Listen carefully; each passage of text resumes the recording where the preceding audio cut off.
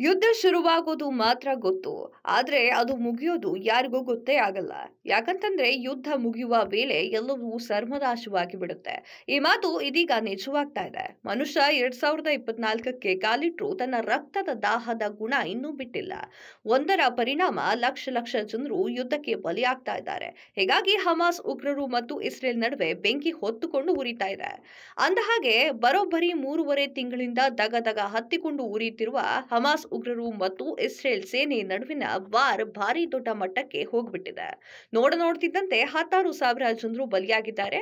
ಹೀಗಿದ್ದಾಗ ಯುದ್ಧ ನಿಲ್ಲಿಸಬೇಕು ಅಂತ ಭಾರಿ ಒತ್ತಡ ಸೃಷ್ಟಿಯಾಗಿದೆ. ಆದ್ರೂ ಇಸ್ರೇಲ್ ಮಾತ್ರ ಯುದ್ಧ ನಿಲ್ಲಿಸೋದಿಲ್ಲ, ನಾವು ಯುದ್ಧ ಮಾಡಲು ಸಿದ್ಧವಿದ್ದೇವೆ. ಅದೇ ಸಮಯದಲ್ಲಿ ಇಸ್ರೇಲ್ ಪ್ರಧಾನಿ ಖಡಕ್ ಆಗಿ ಸಂದೇಶವನ್ನ ಹೇಳಿದ್ದಾರೆ. ಯುದ್ಧ ನಿಲ್ಲಿಸುವ ಮಾತೇ ಇಲ್ಲ ಅಂತ ಸಂದೇಶವನ್ನ ರವಾನೆ ಮಾಡಿದ್ದಾರೆ. ಇಸ್ರೇಲ್ ಪ್ರಧಾನಿ ಅವರು ಹೇಳಿದ್ದಾದ್ರೂ ಏನು? ಹೌದು, ಹಮಾಸ್ ಬಂಡುಕೋರರ ವಿರುದ್ಧ ಸಂಪೂರ್ಣ ಜಯ ಸಾಧಿಸುವವರೆಗೂ ನಾವು ಯುದ್ಧವನ್ನ ನಿಲ್ಲಿಸೋದಿಲ್ಲ ಅಂತ ಹೇಳಿ ಇಸ್ರೇಲ್ನ ಪ್ರಧಾನಿಯಾಗಿರುವಂತಹ ಬೆಂಜಮಿನ್ ಅವರು ಉತ್ತರವನ್ನ ಕೊಟ್ಟಿದ್ದಾರೆ.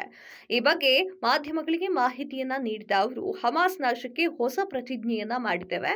ಎಷ್ಟಕ್ಕೂ ಇಸ್ರೇಲ್ನ 20ಕ್ಕೂ ಹೆಚ್ಚು ಯೋಧರನ್ನ ಗಾಜಾದಲ್ಲಿ ನಿನ್ನೆ ಹತ್ಯೆಗೈದು ಬೆನ್ನಲ್ಲೇ ಇಸ್ರೇಲ್ ಪ್ರಧಾನಿ ಈ ರೀತಿಯ ಪ್ರತಿಜ್ಞೆಯನ್ನ ಮಾಡಿದ್ದಾರೆ. ಇದಕ್ಕೂ ಮೊದಲು ಕೂಡ ಇಸ್ರೇಲ್ ಹೀಗೆಯೇ ಹಮಾಸ್ ಉಗ್ರರ ವಿರುದ್ಧ ಗುಡುಗಿತ್ತು.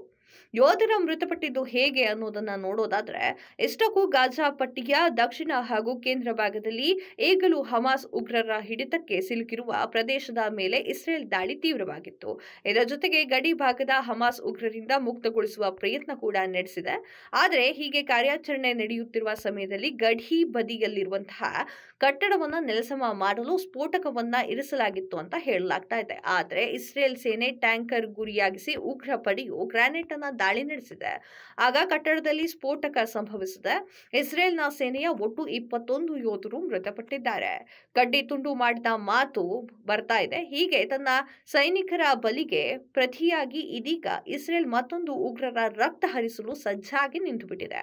ಮತ್ತೊಂದು ಕಡೆ ಯುದ್ಧವನ್ನ ನಿಲ್ಲಿಸಬೇಕು ಅನ್ನುವಂತಹ ಒತ್ತಡ ಕೂಡ ಬರ್ತಾ ಇದೆ ಇಸ್ರೇಲ್ ಮೇಲೆ. ಅದೇ ಇದೆ. ಈ ನಡುವೆ ತಾನು ಯುದ್ಧವನ್ನ ನಿಲ್ಲಿಸೋದೇ ಇಲ್ಲ ಅಂತ ಹೇಳಿ ಕಡ್ಡಿ ತುಂಡು ಮಾಡಿ ಹೇಳುವಂತೆ ಇಸ್ರೇಲ್ನ ಪ್ರಧಾನಿ ಹೇಳ್ಬಿಟ್ಟಿದ್ದಾರೆ. ಈ ಮೂಲಕ ಪರಿಸ್ಥಿತಿ ಕೈಮೀರಿ ಹೋಗ್ತಾ ಇದೆ.